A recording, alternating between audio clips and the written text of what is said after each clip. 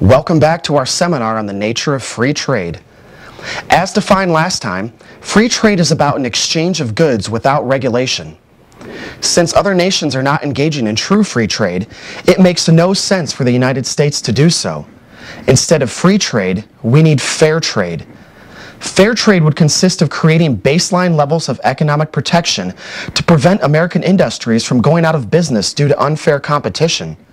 Also, fair trade would involve doing business honestly and openly across national boundaries with mutual understanding and agreement with trading partners.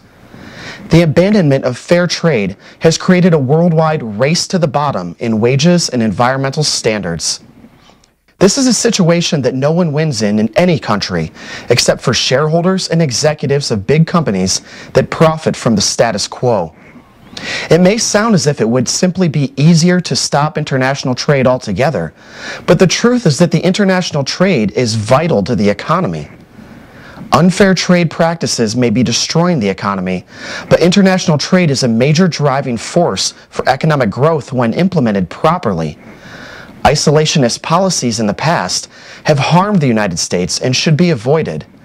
So, if international trade is important to our survival, what can we do to correct this situation and make it beneficial? First, we cannot forcibly change the laws and policies of other nations, so we need to examine our own trade policies.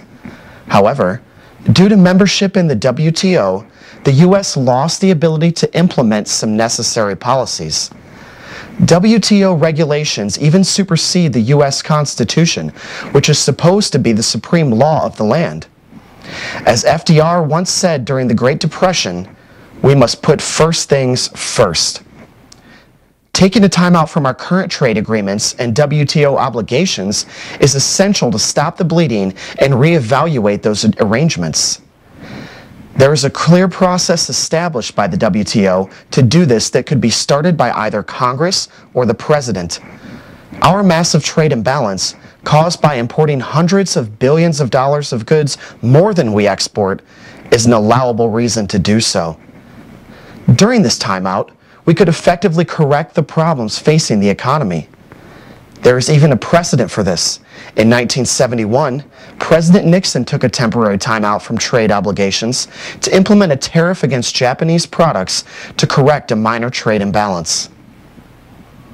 Thank you for joining us for this segment. Tune in again next time for more on how free trade and fair trade interact with one another.